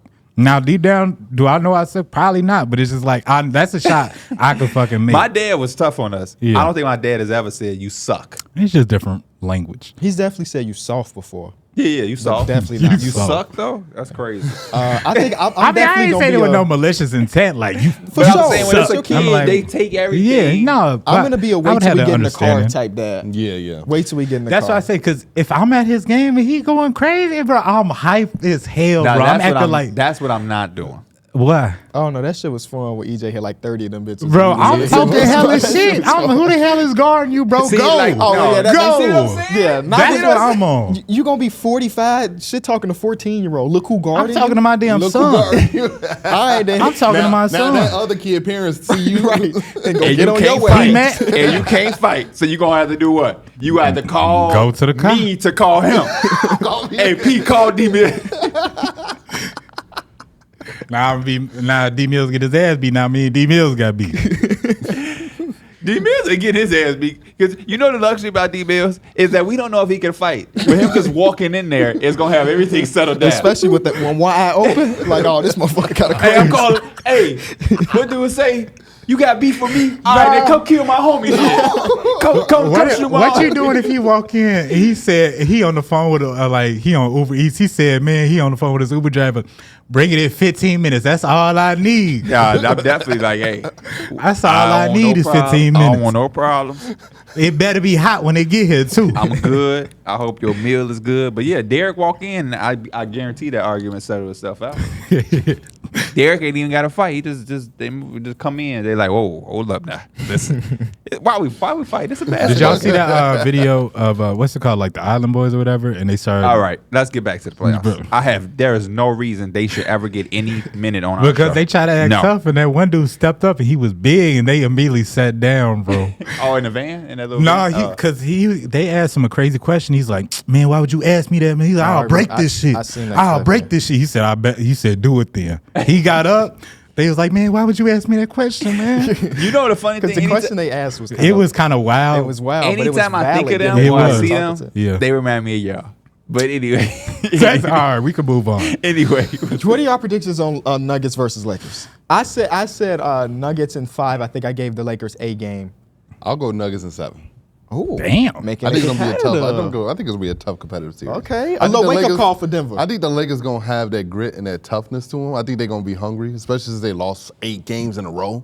That's unlike like they've lost literally 8 games in a row. That to make them. me think it's going to be a So sweep. I think at some point you gotta want to fight back, right? If you constantly getting your ass whooped, you gonna swing back at some point. You got to get in a few jabs. I think they have been I think swinging. them getting those jabs is them being in close games with 3 minutes to go. That ain't. And then a after jab. that, they fall. Give me the Nuggets in 5, man. Next series, we I would got love it to be a 7-game series though. for sure. I would Hell love yeah. all of Yeah. these. Hell series. yeah. I think Anthony Davis has to come out and he has to punch first. That's my mentality on it. And Austin Reeves and D'Lo, they got to make Jamal Murray defend. Even like LeBron got to do the things he used to do when he was with Miami. Have the guard come set the screen, attack Jamal coming downhill. Okay. That's got to be something they really got to do. Mavericks interested in Klay Thompson. How? Hey, take this vet minimum. Right. Clippers versus Dallas Mavericks, ladies and gentlemen. The This is most round exciting 3. series. Talk to me about it, D. of Miller. the playoffs, man. This is gonna be one of the most intriguing series because I think there's so much history here. And Paul George and Luka going toe to toe. We don't know what Kawhi's update is, so we just got to kind of wait until game time. I As guess much as I love Paul George, boy, that's a Luka all day. it is, but this is just a star matchup. Over the course of a run, Paul George hasn't played great against the Mavs. He only averages like 21 points a game, whereas Luka's giving him 34, 6, and 6. So that's telling me right there that the Clippers have found a way to like Luka's going to get his, but we're going to try to limit the others. And I think that's the best way to try to beat the Mavs. But now in their regular game series that they did play, Kyrie wasn't in any of those games. So that method is a little different now that he got Kyrie next to him. So I'm very interested to see how they defend that. But usually throughout the course, you do let the others. You try to limit the others. You don't want to let Luka get his 35, but also have 15 assists. That's a recipe to lose. I would subscribe to that if the others wasn't Kyrie. Yeah, the others is now Kyrie, and I really can't rock with that. Yes. So I it's don't know how they're gonna really defend it now. It's gonna be tough. they do have enough to defend it. It just really depends on Kawhi. If Kawhi is healthy, they have enough. Yeah. But because it's such a question mark, I unfortunately have to go Mavericks in 6. I got Mavericks in 6. Mavericks in 6. Down the going Mavs in road, 6 down the as well. stretch, Kawhi was going to be like the stalemate against Luka. Paul George going to have to play amazing And I to wouldn't be match what surprised Luka if and the Mavs Kyrie went going to do 5, down like that without stretch. Kawhi. And I think even if Paul George plays amazing, I don't think it's enough. I think James Harden would then have to elevate his game. That's why I feel like it's leaned so much on Paul George because James Harden, it's to expect it from him or to like think he's going to do it.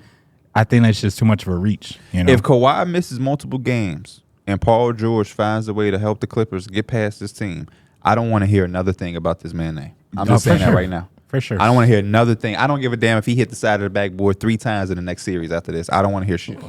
I'm just saying that right now. Because they I gonna don't sweep think that that under the there's... rug and they gonna bring up those. No. The moment he I'm hit the side of fighting the it all. backboard, I'm fighting it all. I just think we aging out of NBA Twitter. That's all. Yeah, we are. Yeah. We are. We really are. I also picked the I meant Dallas to Mavericks y'all, in though. 6. I don't want to hear shit else. I don't want to Oh, hear... I'm gonna definitely troll. 11 games, Paul George shot... No, KB. We ain't doing it. Yeah. It's either going to get Paul George or George Paul. Either one. We old. The Clippers can't let Zubac end up on that island 40 times in game 1. yeah. Because that's a nightmare. He did it 2 years ago or whenever that was. They played 2021 playoffs or whatever. He got roasted the entire time. They can't afford that. I hate not just the Clippers, but many teams don't have their primary attack defender fight through the... I got it, KB. About Kawhi. Suggs, Gary Harris, Franz, Paolo, Jonathan Isaac. Jonathan Jonathan Isaac. Isaac. Jonathan Isaac. Okay. I can, and that game tips off in about 30 minutes or so. I think I remember what I was found my saying. player. You know how you always be Zubac like, and Island. who the players we Yes. don't like? I'm not going to say hate because I don't hate no player.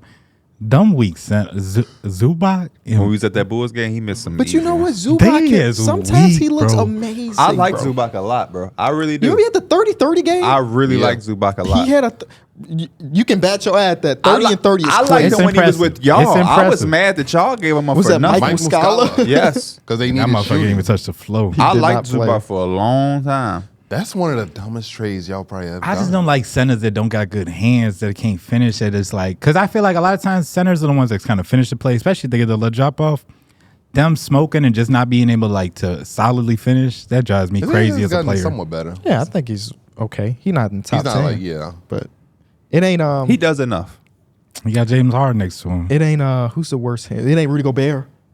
Because that's some of the worst hands that center can have. See, defensively, I really like gravitated towards Rudy, but offensively, that shit, like when we It's talk about nasty. he was going to be one of the bigger players in the series, 'cause especially with them going smaller.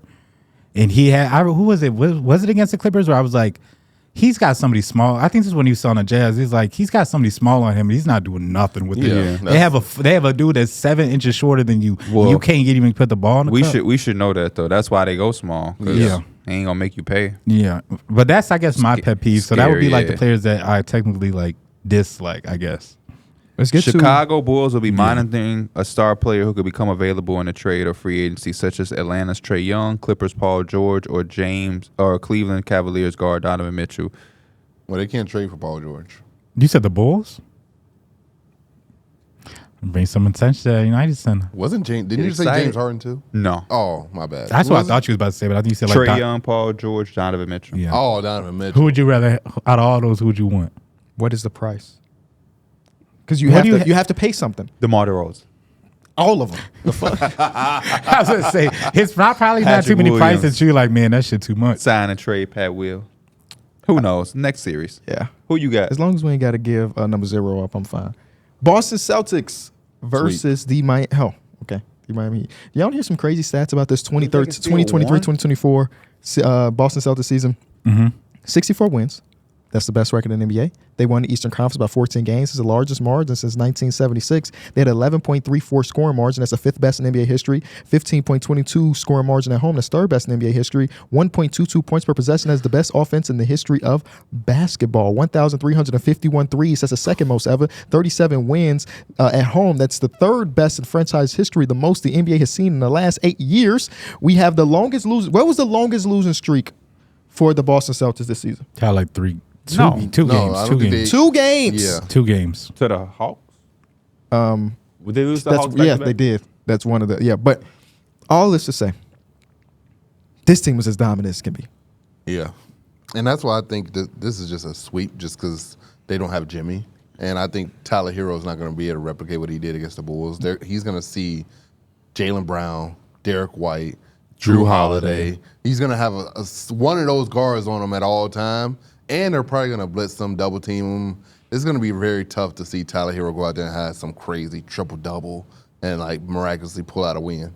Yeah, Tyler Hero I had agree with one everything my triple-double boy before Darrick just yesterday. said. As good as Tyler I wonder if Hero they do is, blitz it's not him. a shot. I Is feel he like better it's- than Austin Reeves? Yeah. He's a I better feel like the player than Celtics Is he don't. better than Austin Reeves? Who? Tyler Hero? Yeah. Yeah. Okay.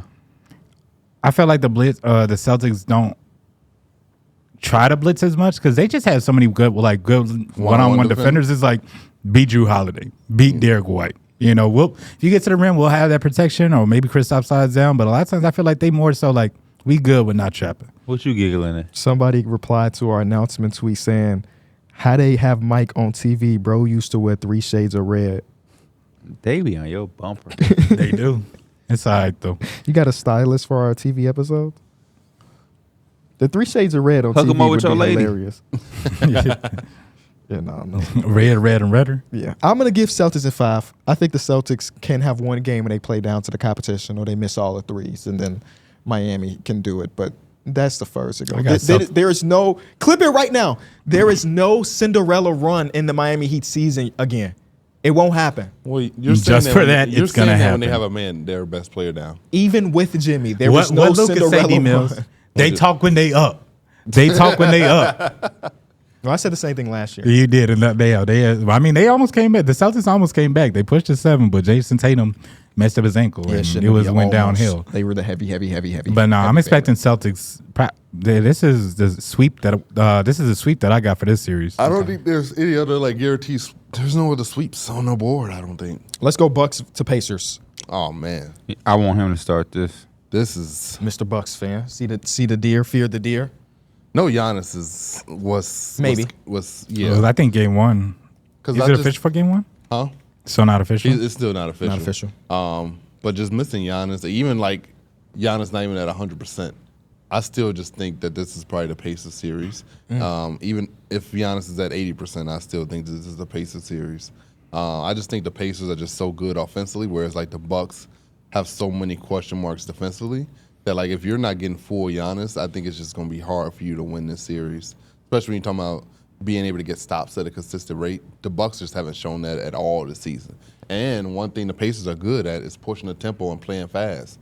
The Bucks do not want to play fast. So it's going to be hard for them to come out in this, I think. I think the Pacers can like have some runs where the Bucks can't really respond unless you're getting full Giannis and Dame is playing at all NBA type level where we know he can play it, but he hasn't shown us all season.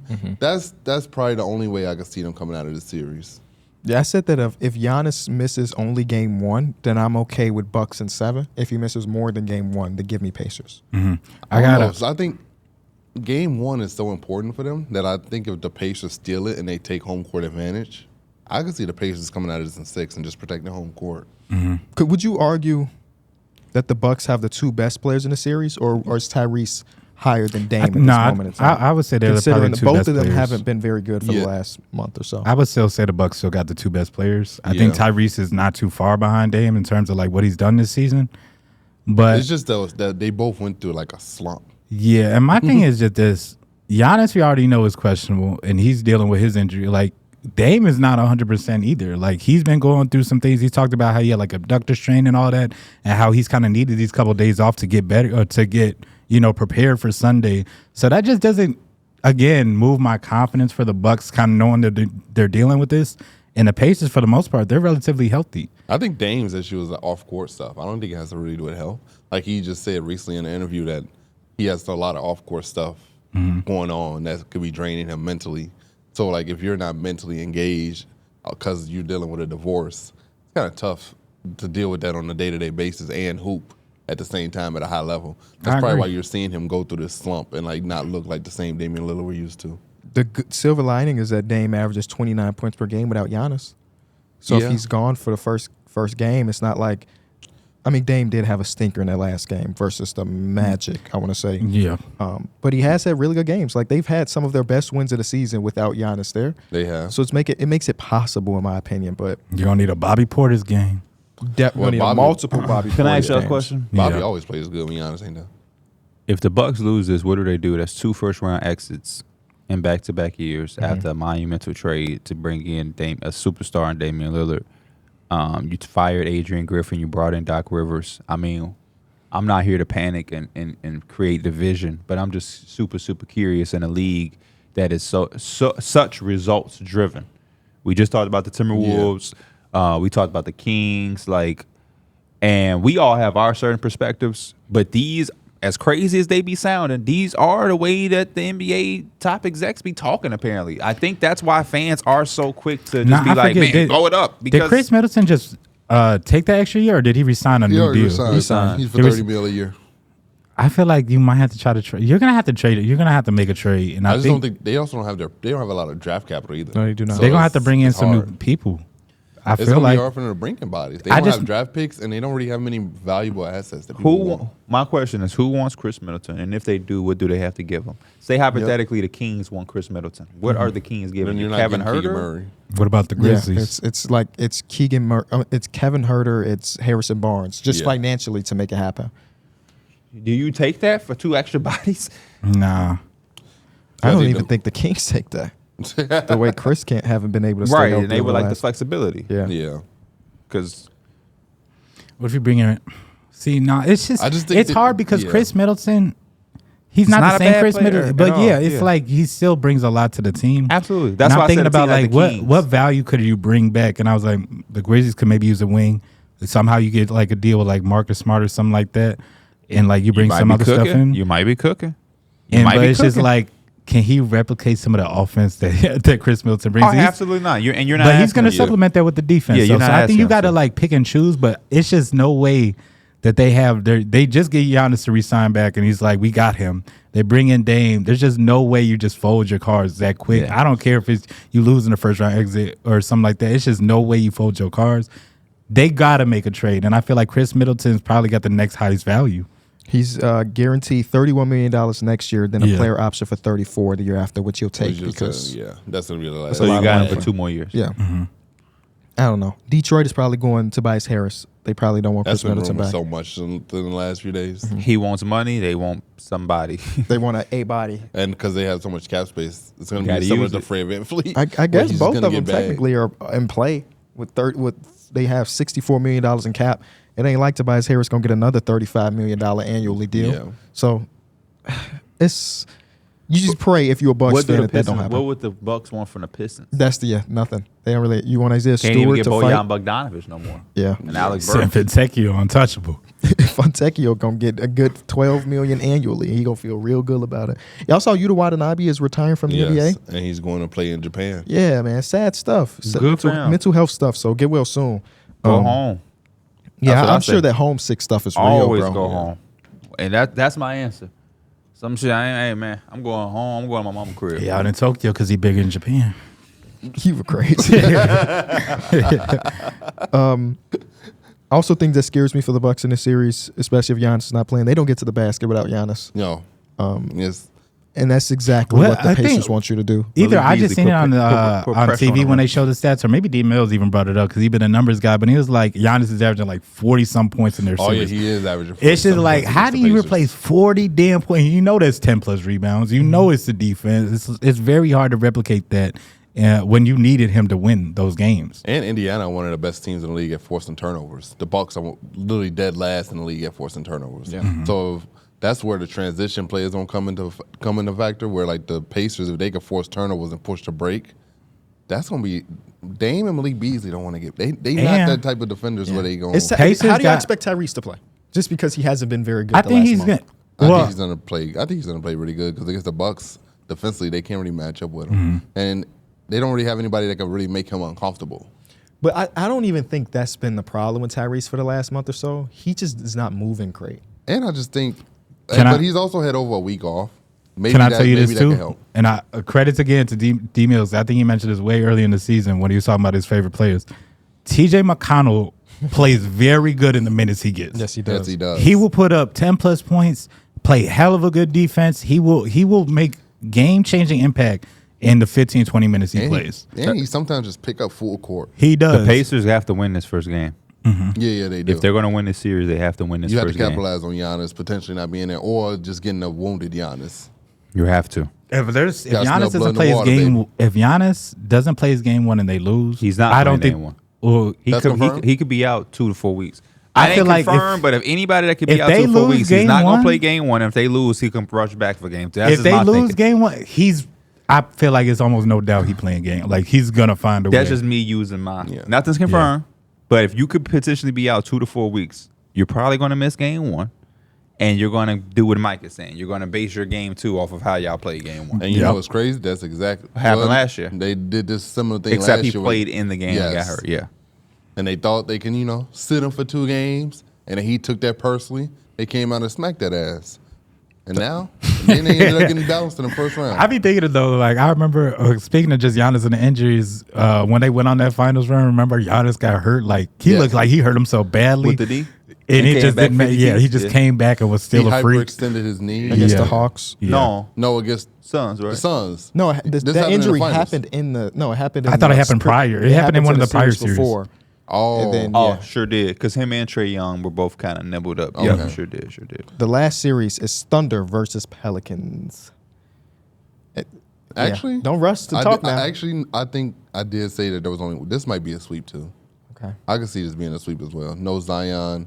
I know they just played really good without him, but that was just like a 1-game thing. I think when you're going against a And very good, the Kings aren't nearly as good defensively as the OKC. yeah, I Thunder. think when you're going against a team like the Thunder, I think both 1-8 seeds are probably going to be sweeps. Give me Thunder in 5. Best pull-up jump shooter in basketball on the I got other Thunder team, in man. 5 too. I know Chad a little happy he don't got Zion trying to go through his chest the whole series. But Big Val is going to try to boost you up too. True. But gonna try. Zion going at you, Real bro. bruiser right Zion is. That game against the Lakers was so damn physical, bro. In terms of like Zion was trying to go at people's chests. I remember LeBron took the charge and he ended up hurting his wrist or hand or whatever. Were you there? Reese joined our Discord and say, how much money would it take you to take a charge from Zion? Oh, I didn't hear that, but I was And then saying LeBron took it and yeah, he was like- LeBron took I was streaming. I'd say like my chat was basically asking the same thing. Like you got to be a different type of man to take that. Just like taking there's no way you don't knock the wind out your chest. I was very surprised Or to see look- LeBron do it at 39. He took 2 charges that game, Yeah. man. He took 2 of them. Answer the question, though. How much money would it take for you to take a charge from Zion? Coming full speed down here. minimum contract. So, $750,000? Yep. Because half of that gonna pay for my medical bills. Because I'm gonna need a new rib cage. Hey, You gonna need I something. love y'all. This is good. Oh, man. I got some basketball to watch. I was thinking that too. No, because you're over here telling me, man, you take a special, strong Damn, person. the Thunder Pelicans get 30 seconds? Hey, I got Thunder in I got 5. the Thunder in 5, man. Say what you need to say. Give I us got- 2 minutes. I got Thunder in 4. Thunder at 4. Brandon Ingram and I'm getting you a game because it's so electric at home. They're going to win game 4. But they're like the worst home team in the playoffs. And then who was the best? We kept saying this stat. They're the best road team. They're the best road team. Oh, yeah. So if So they they'll don't still win a win game, it's OKC. one of the first 2. I think that they could get a game just because of the lack of experience in OKC. I think that they lucked out by having the Pelicans because of the reason Zion's not there. And the one thing that they are struggling with is like that physicality aspect. Yeah. And it's really just Val. I mean, Larry Nance can do it a little bit, but he's still Larry Nance. What is your thoughts on this team if this series goes to 6 or more? For OKC, Yeah. but they win, they come out on top. I would take either the Clippers or the Mavericks, whoever won their series. Yeah. Like if you don't take care of business, now everything is matchup based, but either way, if you don't take care of business against the Pelicans, I don't know how comfortable I am with you taking care of business against Luka or Kawhi. What Yeah. you thinking if they lose this series? Nothing. Nothing necessarily. Really? Yeah, I don't think there's much pressure on the OKC Thunder to I think to lose this losing to series. an No, AC, yes, yeah, there's a lot you're of absolutely pressure. right. There is pressure to win this series, but the Which reason I'm they thinking will. there's no Which they pressure will. because they should win it. Undoubtedly. They're going to win it, Thunder fans. Yeah. We're just hypothetical. We're just having a conversation. Yeah, Right. I Don't think jump that, out the window, yo. It's okay, Cone. He's going to OKC for the games. A second Oh, round good for exit, exit would still be a successful season for OKC. The first round exit's the one you're like, Yeah, especially when you're losing to an AC. No You fought so Zion. hard for the one. Yeah, no Zion. AC, no Zion. This is to be a cakewalk. I'm just curious of what people thoughts would be if OKC It would take some miraculous performances from Brandon Ingram. The best part about it Not all, out of this world, baby. the general public But I get to think it see takes J more. Dub. Yeah. True. General public get to see J Dub. Do y'all think could it be just So you're We last- agreeing with me that what was that? I don't even think that was you. Never mind. last night? Remember me they and- was trying to say that. I'm saying the casual fan is aware of who Shea Gilgeous-Alexander is now. Right. Yeah. Okay. last night me and P was talking about how it might be time to let Trey Murphy loose and move on from Brandon Ingram. Do y'all think that's Which I'm saying that for months. That's why I've always said the The tea leaves is unfortunate part BI. about Z being injured is that you don't get a full series of them two to play together to make that final decision. Trey Murphy's so damn good. I agree with you that Yeah. he needs to be I starting. think there's another leap to what he can do. But if you're a There's a front office guaranteed guy, league. you're like, well, we still haven't seen them play together because both of the times they've made the playoffs in the Zion regime, he's been injured. yeah. So it's like, can they coexist? We don't really know when the stakes are the highest. You We have know to that think that they him, Brandon can, Ingram, and CJ can't coexist. They have a negative net rating. But is that CJ or is You that have Brandon? to think that him and Trey Murphy can. You just have to Yeah, because too much spacing. Yeah, the spacing. He can shoot it. He can dunk. He can Dunk yeah. your ass. And real it's quick. like all they need is like a legit point guard to run. DeJounte Murray, Brandon Ingram swap. Yeah, I went to the Deep Threes podcast, and Mo is a Hawks fan. Hawks fan, and I said, how would he feel about giving up one of his point guards for Brandon Ingram? And he was like, I guess so. I think it's Shout out to interesting. the Deep Three. I'm on for. I gotta go on there. The last time he tried to hit me up, I had some shit to do, and I never hit Isaac back. It's a very fun show to be on. Get the lay back, just like our show. Don't ever compare nobody to our show.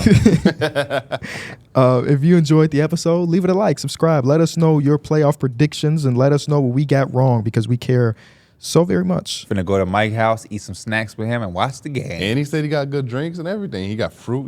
Mike got it over there. Hey, besides my couch, my next best investment I made was buying an bar? ice maker. Oh, ice maker. Got that ice maker? Come on now. Every drink cold. I need Okay. a margarita for me, please. We got that too. Last time I was at his crib, I made him, but you didn't come. All right. You He gonna make can't me go one this anywhere. time? He didn't come golfing with us or nothing. Shaking my fucking. He need 3 days. Hey, ahead this the last scene, this the last He need scene. his permission slip signed. That might be one of the rawest videos I've seen in a minute. The Tiger Woods one, that shit was crazy. Hey, that was a good match, brother. Bro, that the ball man, was he rolling. hit in, it. yeah. He already moving like he already hit the shot. He's shaking up. He That's a giving green his release cap. for real. That's You a knew great it was release, going bro. in. That's But the crazy. buildup is crazy too. He said I asked 2 questions after they denied What's me tea access time? to the club. What's tea time? And What's the course record? What's the course record? boom. And guess what he did? He broke that course record. Fucking Tiger That's Woods. a bad man right there. That's a That bad is. That's a man. bad freaky man. Get us out of here. Yeah. Love your tiger, but I'm the lion, boy. You don't want to see me on that course? No, I'm just joking.